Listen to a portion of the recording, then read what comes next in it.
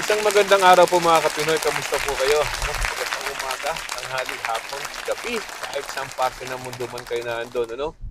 Okay, ngayon po ay araw ng Webes at papasok po tayo ng trabaho. 33 degrees Fahrenheit. Just above freezing, malamig pa rin ho. No? Alam naman natin na taglamig dito sa amin ngayon. Ano? Although hindi fall season pa rin, pero ang simula po ng ating winter ay December 21, winter solstice.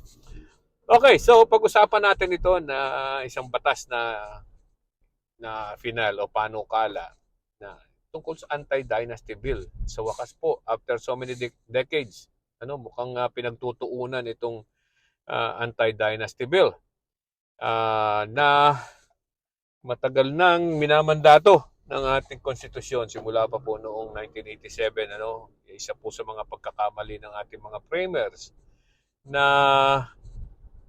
iwanan at ilagay ang paggagawa ng anti-dynasty bill sa mga kamay ng mga politiko. Para silang sinabi siguro ayan, kayo nang gumawa.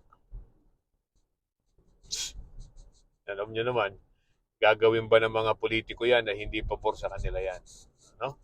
Siyempre, ayaw nila. Kasi alam mo naman natin sa Pilipinas, ginawa na po yan, uh, tinatawag nating business. Business ng mga angkan. Okay. So, ano napapaloob dito?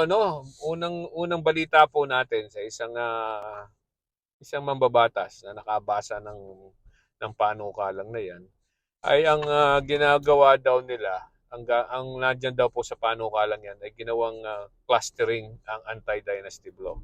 Ano yung clustering? Ang ibig sabihin po, pinagsasama, ginugrupo-grupo nila ang mga politiko or mga positions. For example, from president to senators ay dapat walang magkakamag-anak up to the fourth civil degree. Ano ibig sabihin niya? Fourth civil degree of consanguinity and affinity. Yan po. Ano ibig sabihin nun? Di siyempre, kung ang presidente, dapat wala siyang kapatid, ama, lolo, pinsan, o anak sa Senado or Vice President. So, hindi dapat ganun. Ang sunod na clustering ay ang Kongreso, mga congressman. Wala daw magkakamag-anak diyan, should be within the fourth civil degree of consanguinity and affinity. Yon. Merong naisip agad akong tanong doon. Paano kung doon sa ibang probinsya, sa ibang probinsya, may kamag-anak, kapatid, pinsan, magkakamag-anak din, Pwede rin yun. Anyway, so yung po sunod na cluster, yung mga congressman. Ang patatlong cluster ay province.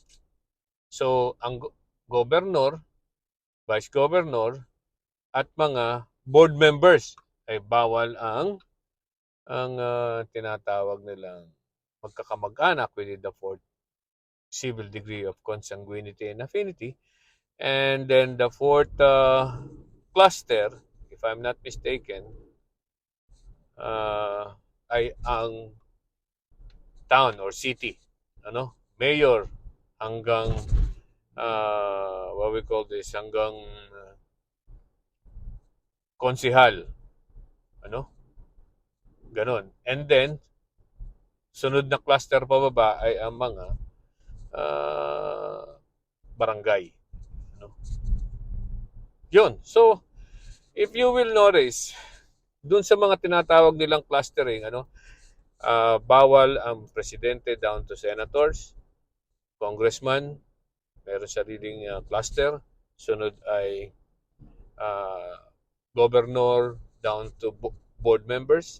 And then, sunod na cluster ay city, municipality, something like that. Alright. Kung mapapansin nyo, ay kakaroon din, posible pa rin ang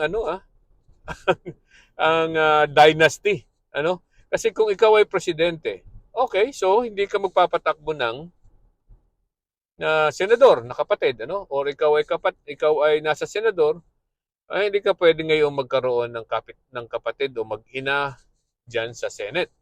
Ano? Either consanguinity or affinity.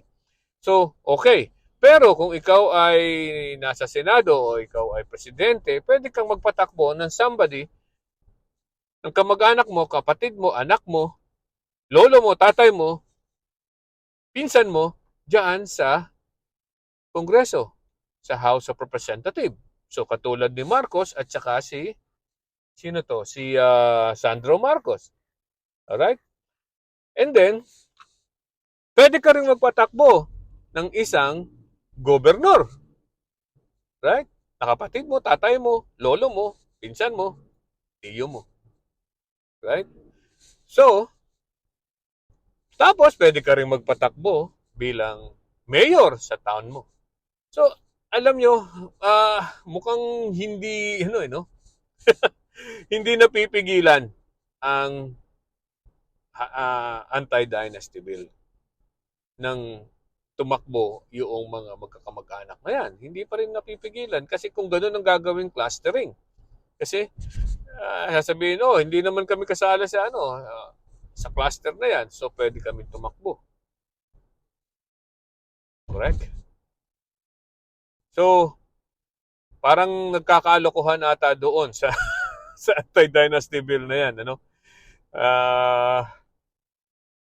Pero sabi nga nung iba ay magaling na daw yan, mas na meron kaysa naman sa wala, ano? Pero mali po no? I don't go with that.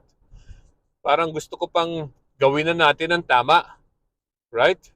Kung may presidente, hindi pwedeng tumakbo kung sino man yung kapatid, kamag-anak niya within the fourth civil degree of consanguinity, affinity, anywhere in the Philippines. Right? Just the same thing as senator and vice president. Di ba? Or congressman pababa. Hindi po pwede. Basta merong kumandidato na. Okay? So, I mean, as simple as that. I don't know how simple is it, but it looks like simple kasi pwede naman yan pong mapigilan. For example, para sa akin, pag magpa-file ka ng certificate of candidacy, there must be a statement there that wala siya ang kamag-anak within the fourth civil degree of consanguinity and affinity na tumatakbo sa national, local, and whatever elections during that time. O nakapwesto sa posisyon. Yeah? And then if ever nakalagay din doon na kung sakali at meron, they cannot assume office or if they upon discovering na meron palang ganon, na meron silang kamag-anak, then they should step down. Right? I mean, as simple as that. Sa tingin nyo. Right? Mukhang maganda-ganda yon. In that way, medyo mapipigilan natin. So, ang COMELEC naman, or kung sino man yung mga taong after sabihin natin na after mabisto na merong kamag-anak na naandyan sa pwesto, bababa sila. Di ba? Ganun lang kasimple yun. I don't know. I might be exaggerating yung aking posisyon, pero there must be something to prevent it. Alright? Magandang araw po. Bye-bye!